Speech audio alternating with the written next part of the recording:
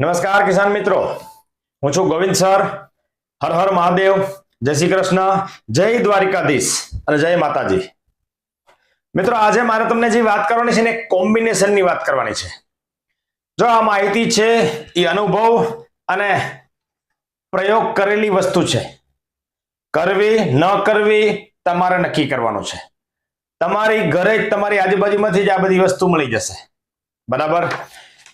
જો હંમેશા એક વસ્તુ યાદ રાખવાની કે જ્યારે પણ પ્લાન્ટ નબળું પડે ને ત્યારે જ કીટ આવશે. કીટ એટલે કે રોગ આવશે. સમજજો, જો પ્લાન્ટ મજબૂત હશે, સખત હશે અથવા એ બરાબર હશે, તણાવમાં ન હોય, તો એને રોગ આવવાના ચાન્સ 90% નથી. પણ જો એ નબળું હશે, માંદું હશે, તો બધાય પ્રોબ્લેમ એની બાજુમાં આવશે. તમે સમાજમાં જોયું હશે, આવું પણ ન કહેવાય પણ છતાં કહી દઉં, નબળો માણસ હશે, દુબળો માણસ હશે, એને બધાય પરેશાન કરે. બરાબર. મજબૂત બાહુબલી હોય એને કોઈ હામુય નહીં જોવે, મીન્સ કે એની યાર લફ નહીં કરે. શું કામ? એ મજબૂત છે. એમ પ્લાન્ટની ફિઝિયોથેરાપી તમે જુઓ ને, સાયકોલોજી જુઓ, પ્લાન્ટની કેમિસ્ટ્રી જુઓ, તો હંમેશા યાદ રાખજો કે જેટલું નબળું પ્લાન્ટ ને એટલા રોગ વધારે આવશે.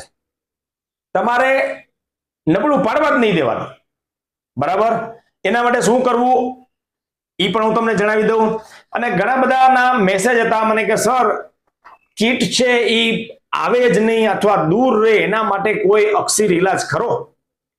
રસ શોષક કીડ છે, સફેદ મક્ખી છે, જો પાક કોઈ પણ હોય, બરાબર છે. આ જનરલી ફોર્મ્યુલા તમને કહું છું, આ અપનાવવા જેવી છે. શાકભાજી વાળા ખાસ આનો ઉપયોગ કરે છે.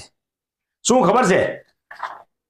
200 લીટરનો કેબો લેવાનો, એમાં 200 લીટર પાણી નાખવાનું. પાણી કોઈ પણ ચાલે, તમારા દાળનું કોઈ પણ ચાલશે. હા, એટલું જરૂર છે કે જો તમે પીએચ નીચો કરીને સ્પ્રે કરશો, માની લો કે ખરેખર આદર્શ પીએચ છે ને પાણીનો એ 5 થી 6 હોવો જોઈએ, તો કોઈ પણ દવા, કોઈ પણ રસાયણ છે, કોઈ પણ ફર્ટિલાઇઝર છે, એની કામ કરવાની એફિશિયન્સી વધી જશે. આ અનુભવ છે, આ સાયન્સ છે. કરવું ન કરવું તમારે નક્કી કરવાનું, પણ આ હકીકત છે એ તો સ્વીકારવી જ પડે. જો હું એમ ન કહી શકું કે આટલું નાખો તો આટલો પીએચ ઘટે, કારણ કે દરેકનું પાણી અલગ છે. આપણે પીએચ બેલેન્સરનો હમણાં વિડીયો મૂક્યો, બરાબર. એની અંદર ઘણા બધા મને મેસેજ કર્યો કે સર કેટલું નાખવું? જેને 9 પીએચ હોય તો સ્વાભાવિક છે એને વધારે નાખવું પડે. 8 પીએચ છે એને ઓછું નાખવું પડે. 7 પીએચ છે એને એનાથી ઓછું નાખવું પડે. કેટલા પીએચ લઈ આવવું છે એ પણ તમારે નક્કી કરવું પડે. હવે મને તમે કહો જી, મારે આમાંથી કેમ કહેવું તમને કે આટલું નાખવું? દરેકનો પાણી અલગ અલગ છે, દરેકનો એરિયાનું પાણી અલગ છે, ટીડીએસ અલગ છે, બધા પેરામીટર અલગ છે. એટલા માટે મેં એને માપ નથી કીધું. તમારે ખુદ પોતે જાતે અનુભવ કરવાનો છે કે આટલું પાણી છે એ ઘટાડવા માટે આટલું નાખ્યું તો આટલા પીએચ નું પાણી થયું. એક વખત માપ થઈ ગયું, પછી કાયમ માપી રહેવાનું છે. એટલે હું એમાં પરફેક્ટ તમને માપ ન કહી શકું, કારણ કે દરેકના પાણી અલગ અલગ છે. બરાબર. આ પીએચ બેલેન્સરની વાત થઈ. 5 થી 6 પીએચ નો પાણી હોય અને સ્પ્રે કરવામાં આવે, રિઝલ્ટ જોરદાર આવે. આ અમે અનુભવ અને બાગાયત વાળા છીએ એટલે અમને બહુ ધ્યાન રાખવું પડે. અમારા સ્પ્રે એટલા બધા મોંઘા હોય એટલે અમે આ એક નાની વસ્તુ છે એ ધ્યાનમાં લઈએ, ત્યારે ખેતીની અંદર બદલાવ આવે. બાકી અત્યાર સુધી જેમ કરતા હતા એમ આપણે કરીએ જ છીએ. બરાબર. હવે આ કીટ ન આવે અથવા દૂર રહે એના માટે જો આ દેશી નુસ્ખા છે, બરાબર, તમારે ટ્રાય કરી લેવાની. શાકભાજી વાળા ખાસ આ ઉપયોગ કરે છે.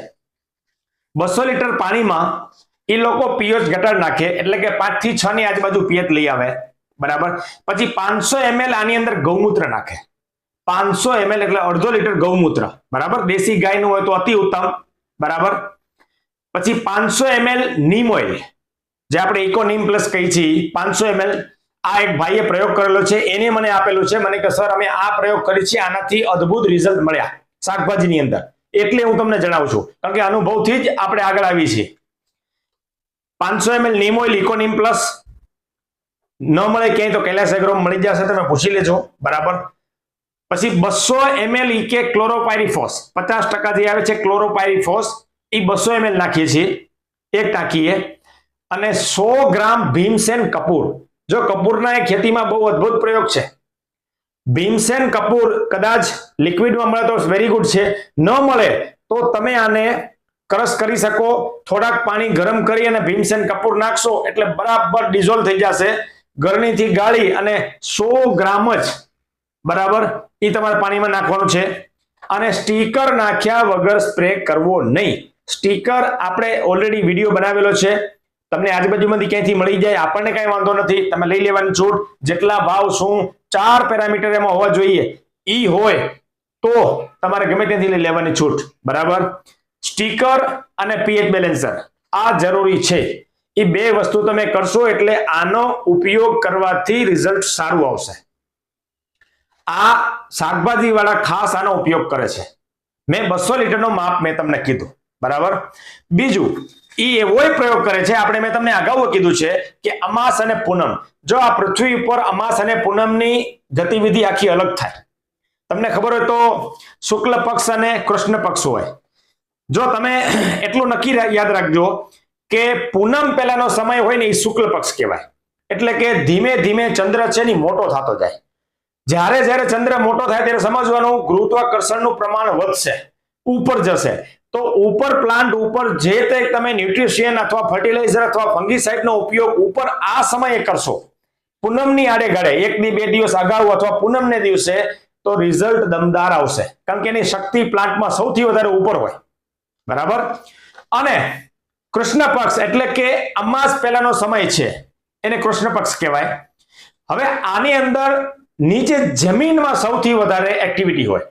જો અમાસની અંદર તમને ખબર હોય તો આપણા પહેલા જે કાંઈ પણ કારખાનામાં નોકરી કરતા હોય અથવા ઓજાર કે ધાર કાઢવાનું કામ કરતા હોય અથવા મિસ્ત્રી કામ છે એ અમાસના દિવસે કામ બંધ રાખે. શું કામ? નીચે ગુરુત્વાકર્ષણ જાજુ હોય, એને વાગે નહીં, નુકસાન ન થાય અસ્ત્ર શસ્ત્રથી, એટલા માટે એ રજા રાખતા અમાસના દિવસે. અહીંયા જ લાગુ પડે છે, જમીનમાં નીચે ગુરુત્વાકર્ષણ વધારે હોય. ખરાબ બેક્ટેરિયા, નેમેટોડ છે, સારા બેક્ટેરિયા, જે કંઈ પણ નીચે કામ કરવું છે ને ત્યારે સમજવાનું તમારે અમાસ યાદ રાખવાની. બરાબર. નીચે બેક્ટેરિયા ચલાવવા છે, નેમેટોડનું કંટ્રોલ કરવું છે, તો એના માટે અથવા નીચે ફંગીસાઇડ ચલાવવી છે અથવા નીચે સારા બેક્ટેરિયાનું કલ્ચર ચલાવવાનું છે, તો સૌથી વધારે અસરકારક છે એ અમાસને 1-2 દિવસ અગાઉ તમે નીચેથી આ કામ કરશો તો ડેફિનેટલી રિઝલ્ટ બદલાવ આવશે. જો આ ખેડૂતનો અનુભવ છે, એને એમ કીધું કે સર આ વસ્તુ તમે ઘણા બધા ખેડૂતને કહો અમે આ કરીએ છીએ. ખાસ સુરેન્દ્રનગર, મૂળી, પછી સાયલા, આજી એરિયાના પંથકના છે એ ખાસ ખેતીવાડીની અંદર આ એનો પ્રયોગ છે. મને કીધું અને બહુ વ્યવસ્થિત ખેડૂત છે, ખોટું બોલે એવો વ્યક્તિ નથી, અને જે હશે એ જ કહેશે. એટલા માટે મેં તમને આખો આ પ્રયોગ કીધો. એ ભાઈએ કરેલો છે. બરાબર. અને ઉપયોગ કરવાથી જો ફાયદો થતો હોય તો આપણે માહિતી આપલે કરવામાં ક્યાંય ખોટું નથી. જો કરવું ન કરવું તમારે નક્કી કરવાનું છે. આ એક કોમ્બિનેશન કીટનાશક માટે ખાસ એ લોકો વાપરે છે. હર હર મહાદેવ, જય મહાકાલ. આભાર.